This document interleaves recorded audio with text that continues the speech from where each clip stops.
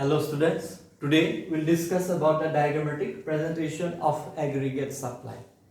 So in our previous video already we discussed about the meaning and the components of aggregate supply. So today we'll discuss about the diagrammatic representation of aggregate supply AS. So for that already I have prepared a table: income, consumption, savings and AS. Suppose we have assumed the income is 0.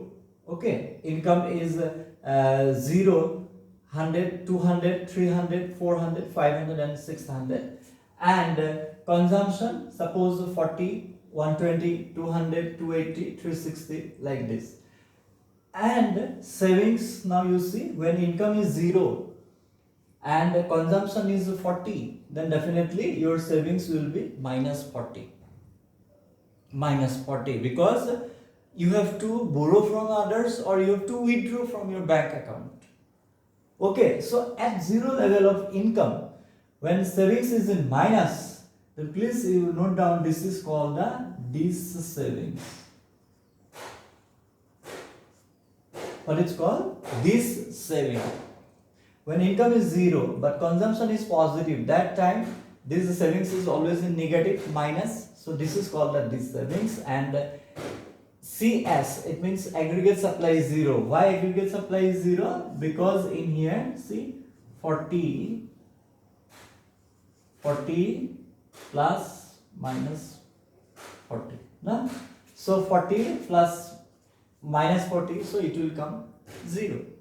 So same thing when income is 100, consumption is 120, so definitely savings is in minus 20. And AS, C plus S, it means 120 plus minus 20, 100. So like this we calculated the value of aggregate supply from where? Consumption and income. So in here mainly three things, please you try to understand. When income is 0, then consumption is positive. So it means when income is greater than consumption, when income is income is less than consumption, then savings is in minus. See, when income is less than consumption, then savings, you have seen the minus, negative savings. When income is equal consumption, then you have seen that savings is equal 0. So when income is equal consumption, then savings is equal 0. When income is less than consumption, then savings in negative, okay, minus 40 or 20 you have seen. And when income is more than consumption, see here 300, 400, 500, 600, 360, 440, 520, then your savings started. Okay, and after that when you will add the C and S, then you will get the value of 600. Now you see this diagram. So in here OX represent income and OY represents C and S. C and S. What is C? C means consumption and S for savings. So after that I have just shown 100, 200, 300, 400, 500, 600 income. These are the, okay. So I assumed then C and S. So it means this 100, 200, same thing I have written here. So after that you will get this 45-degree angle straight curve.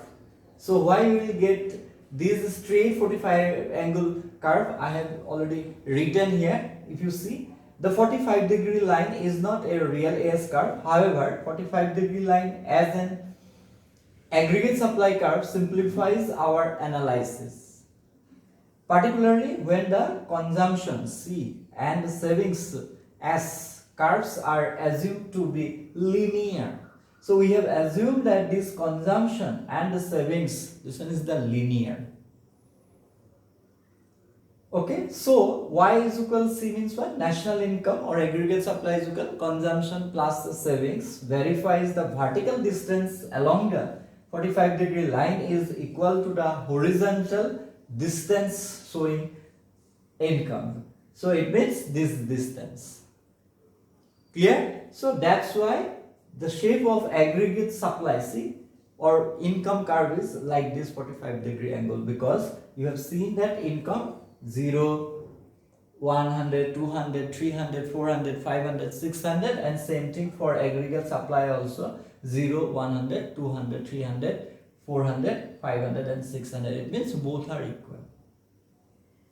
Okay, so quickly you see what we have learned today. So first we have learned that to represent aggregate supply, so we have to assume income, consumption and savings. After that we have to write here aggregate supply. So aggregate supply is the sum of consumption and savings. Easy. So then we have written that income 0, 100, 200, 300, 400, 500, 600 like this. After that we saw that when income is more than consumption, then savings what? In minus. No? Savings is negative. So that's why when income 0, then savings is minus 40. When income is 100, consumption is 120, so definitely savings is minus 20. And this savings is called what? This savings. Like in previous video we came to know that when income is 0 but consumption is 40, this is called the autonomous consumption. So in here, in case of savings, this is called the this savings. Clear? And when income is equal consumption, 200 is equal to 100, then savings is equal 0. Very simple. Your consumption is equal income. It means consumption is 200, income also 200. So definitely savings is 0. So this is 0. And when income is more than consumption, then you see savings, suppose 300 to 80, then 20, like 600 income, then your consumption is 520, then savings is 80. Okay. So after that, just we have shown these values in our diagram, and after that we have found what? These aggregate supply or income curve.